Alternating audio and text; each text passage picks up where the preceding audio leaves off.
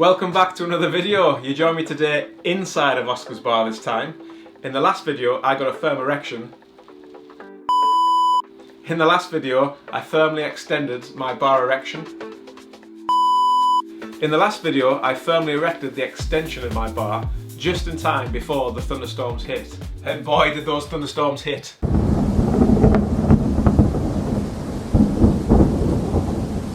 Fortunately, what it allowed me to realise very quickly on is that this side of the bar, this new wall that I've extended back, wasn't actually weatherproof and watertight. So the rain was absolutely pelting off the side of the bar, the wind was blowing, forcing the wind over this way. And what I realised very quickly is when I put the floor down, I didn't trim the floor off to the end of this wall here, the stud wall, and actually the floor was overlapped by about 2 inches or so on the far side. So basically the water was running down the side of the wall, down the window, landing on the floor, and then coming underneath the stud wall and underneath the window. So I actually had quite a bit of water. I'll cut to a clip of that now.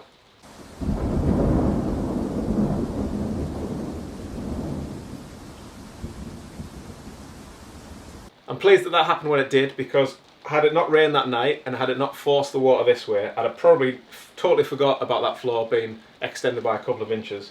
And I'd have ended up plasterboarding this whole wall, getting it all sealed, all finished nicely, and then it would have just took one storm later in the year to realise that I wasn't watertight and I was penetrable. So the next day, or the next evening, when I got back from work, took this wall out again, took this window out again, took the floorboards up, trimmed it back a bit, put a few more noggins and joists in, then put the whole thing back together. Now fortunately, because the screws were all freshly put in place, it didn't take that long. It was maybe about an hour, 2 hours worth of work, so it wasn't too bad. But we've managed to get it all fixed back in place. We've got silicone where there should be silicone, and we've got membrane where there should be membrane. It's raining now, not to the extent it was during that storm, but so far so good. Everything looks to be sealed and working well. So today's video, we're going to concentrate on getting the inside ready for the plasterboard. So we've got a few jobs to do today. Dave, the electrician, came on the last video. You might have seen Dave just, passing in the background in the distance. He disconnected the electric for the bar. So the first job I'm going to need to do today is reroute this main armoured cable in this fuse box over to the far corner of the wall. So it's right in the corner of the wall out the way. To do that, I'm going to have to go outside behind the back wall of the bar where all the mud and the spiders are, drill a hole and feed that cable through. Once I've done that, I can then mount the fuse box back in the top corner, and Dave can come around and start rewiring that in. I'll give him a call. Then after that, what we need to do is extend our ring. So the ring ends down here for the rest of the plug sockets on that side of the bar. What I need to do is carry on this ring circuit from here over to here, fit a plug socket, bring it round here, fit a plug socket, bring it round here, fit a plug socket, add a light switch there, and then reroute everything back over here to the newly located fuse box. Once that's done and the wiring's all there and pinned down nicely to this joist and stud work, we can then put the insulation in, and once the insulation's in, we then can put the vapor barrier on, and once the vapor barrier's on, we then can put the plasterboard on, and once the plasterboard's on, we can then get Not Tall Paul to come and do the plastering. Nice!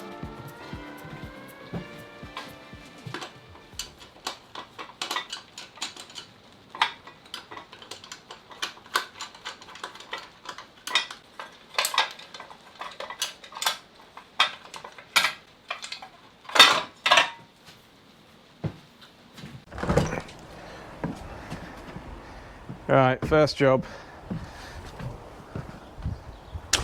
We need to come around here where the spiders are. I don't know if you can see all those spider webs there. I don't like spiders. And then we need to feed that armoured cable out of there, and we need to reroute it down to just there and drill a new hole. So let me get a jacket on because it's raining again. Maybe get some kind of protective device just in case there's a massive spider down there, and then drill a hole and refeed this wire. Right, let's crack on.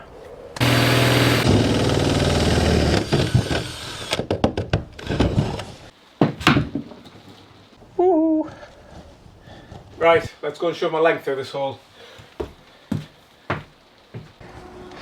Oh, here we go again.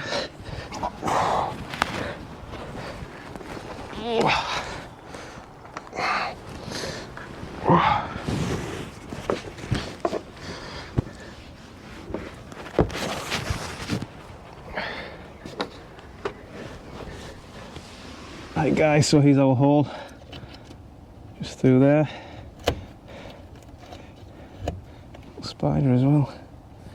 That looks like one that might bite me. Oh, I got... Oh. Where are you going? Get back. Get back. Good one. Bastard.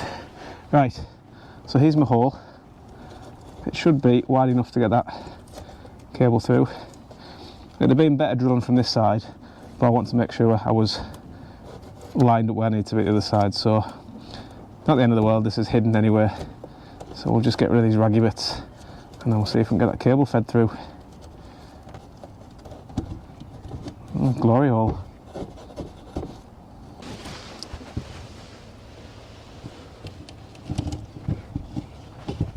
Oh, she's in. Oh, yes, like a glove. Now what I'm going to do is I'm only going to pull in what I need at that side, and anything that's left I'm going to feed back under this box here so it's concealed out the way. Safety first and all that. Right, let's go back inside.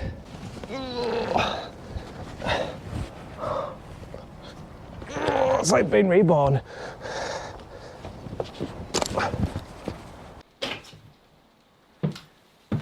Right, perfect. So there's the cable, back through. We can reroute this up here now, fix it in place, and get Dave to connect it back to that electrical box. So the next thing I want to do is continue the wiring for where I need these plug sockets and lights. So the ring comes off from this plug socket here and stops there. So what we're going to do is we're going to join a new wire into that socket and continue the ring along and put a plug socket about here. We're then going to run the ring along and add a socket there. We're then going to run the ring up and over and down and add a plug socket here. And then that ring will then come all the way back up to here and connect back to the fuse box that will be located up there. That's the ring, or the ring circuit for the plug sockets, the 13 amp sockets. We then need to add a few more lights. So we've got 1, 2, 3, 4 spotlights there. So we're going to add another 1, 2, possibly 3, and possibly 4 there. So what we'll do is we'll just run that wire to there and connect them all in series. I think it's series. Is it series? Yeah, series. To there, to there, to there, to there, and then back into the power supply there. And then what we need to do is run a wire for the switch that will have to go from the power box all the way back over to the wall there. Hopefully you catch my drift. Pretty straightforward, it's not rocket science. I'm just replacing what was already there. I'm just adding an extra couple of sockets, an extra couple of lights. So I'm going to cut to a time lapse now, start drilling the holes through the stud work to feed the wire in, get it where I need to be ready, and then I won't connect the sockets yet because I'll need to put the plasterboard up and feed the wiring through the plasterboard ready for the plasterer. But once that's all plastered, then I can connect the sockets up and connect the lights up. So let's cut to a time lapse and crack on with this. Nice. Ooh. That would have been fun if I'd popped the expanding foam tin. Bloody hell, I mean foam everywhere. You should never mess around with electrics, especially if you're not confident, you're not qualified, and you know what you're doing. I won't admit to which of those I am. All I can say is I'm doing this, but I don't advise that you do it.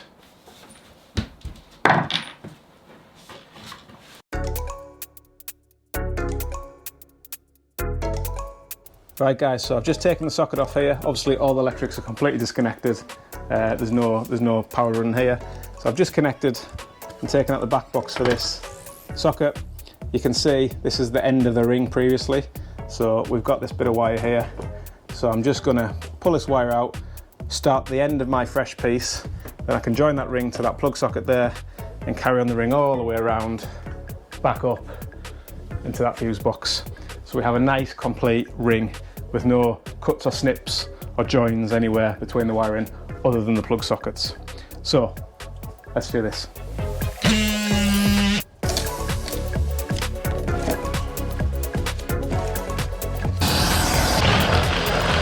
Okay, that's our feeder hole done. Ooh, feeder hole.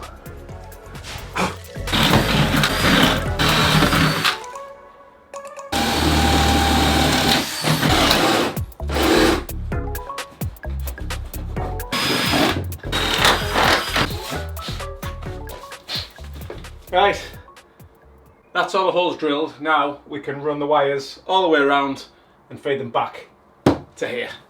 Nice. Let's have a look at my little screw fix bag. There we go, 2.5mm twin and earth. So we're going to use that to run this ring. So the first job, stick one end through there to that plug socket.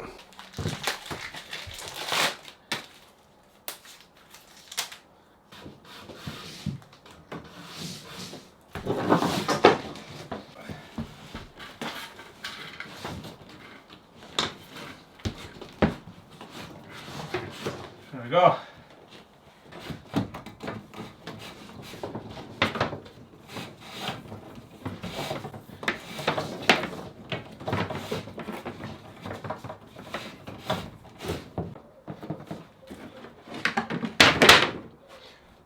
Rather frustratingly, I'm not going to have enough wire on this roll to go all the way there and then all the way back. So I'm going to snap off this end here where we're going to the socket, and then I'll get a fresh roll of wire from the shop, screw fix, and then we'll start that end here fresh, and then we'll continue up, down, and then back up.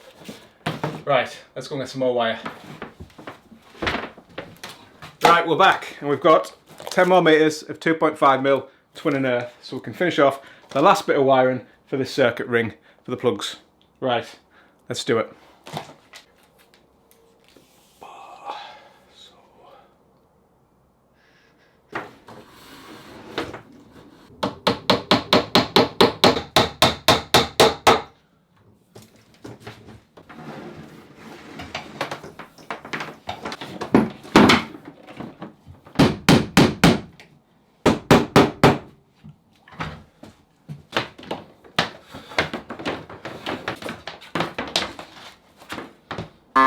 Now, I still don't have enough wire.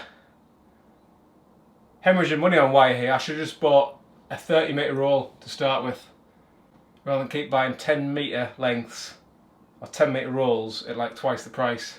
God damn it!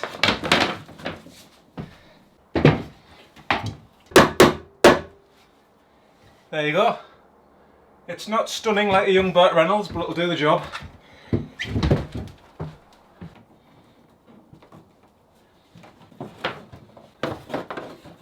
Finally, we're back to where we started. That took some doing. Right, I need to connect that other side of that ring now and bring that final bit of wire over to here, and then we're ready to get Dave to reconnect this fuse box just in the nick of time as well, because I can see he's just pulled back up my drive. So let's get this done really quickly.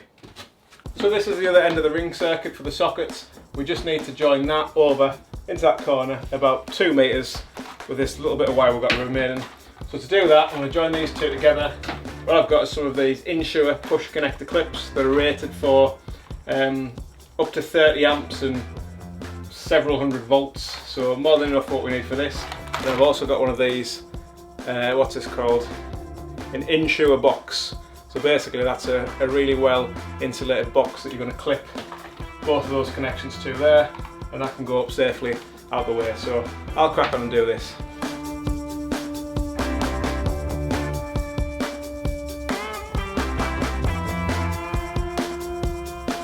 So what we're going to do now is carefully position that inside this insulation box.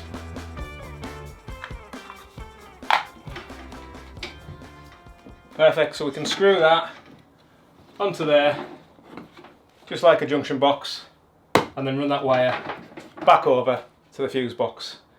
Just in time, because Dave is just coming out the back door now. Perfect.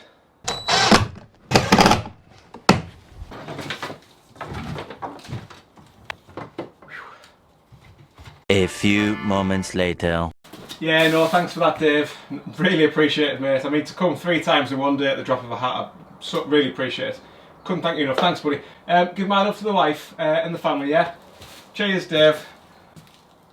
Cracking bloke, Dave. Cracking bloke. Great electrician. Anyway, Dave's wired back up the fuse box. He's also connected that plug socket that we did. And the 2 sockets that we've got here that we aren't ready to wire yet, he's just temporarily joined them together very safely and taped them up. So he's bypassed the light switch for the light there and taped that up securely.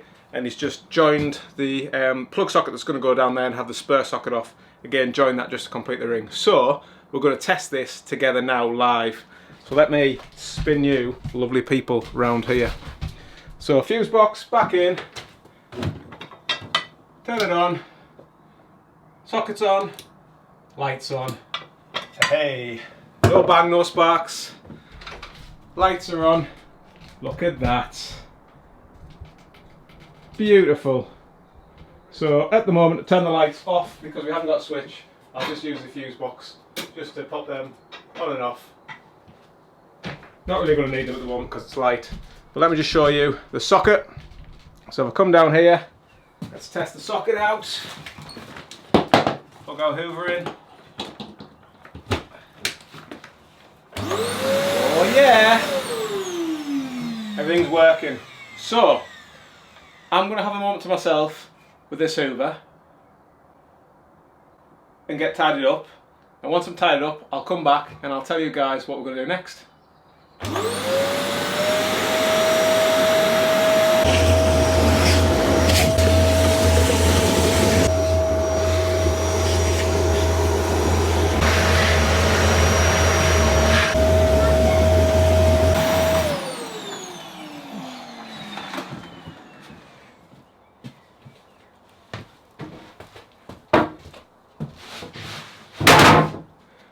I must have shares in B&Q.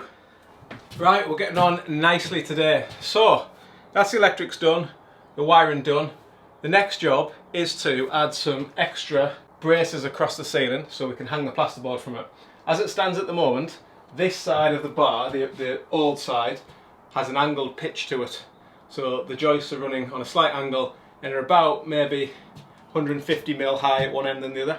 So what we need to do is run a straight joist from either side so it's level, so we can continue this flat ceiling at this side, so it creates that box effect for the whole length of the bar. So what I'm going to do now is I've got some 3x2s. I'm going to take my line from the main joist here, I'm going to pop that up there, then I'm going to screw that in, then I'll get my spirit level, join it to here and work out where it needs to go there, and then I'll brace it at that end.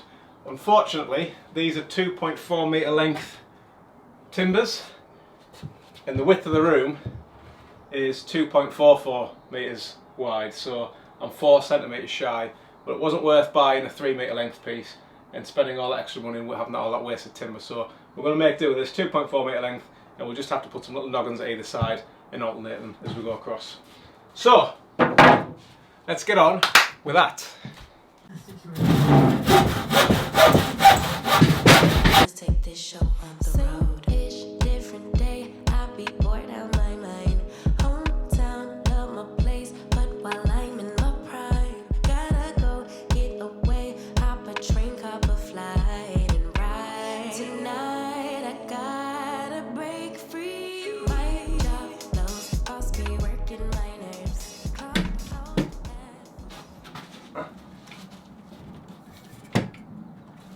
Whoa! Beep. Right guys, next thing I want to do before I put the insulation and other bits and bobs is just go around with a foam gun. I've had to buy a new one because my last one was all full of foam basically, expanding foam. So I'm just going to go around with the expanding foam gun, my new one. and just fill in all the little cracks and holes and little nooks and crannies while I can still get access to them, because once that insulation goes up and the boards are up, that's it. I've got no access to those little holes that might let in airs, draft, daylight, animals, squirrels, honey badgers, that kind of thing. So we'll get this bad boy connected and we'll go around and do a few.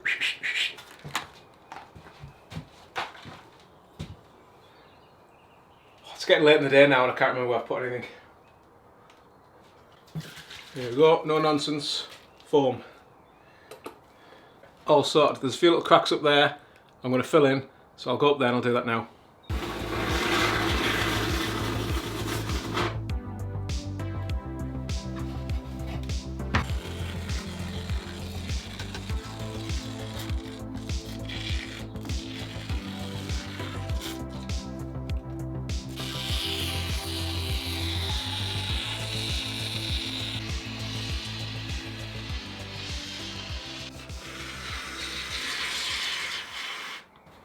So guys, I think I'm going to call it a day there.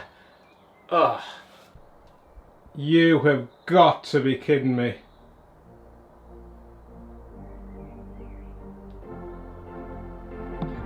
So on that note, thanks for watching and I'll see you in the next one.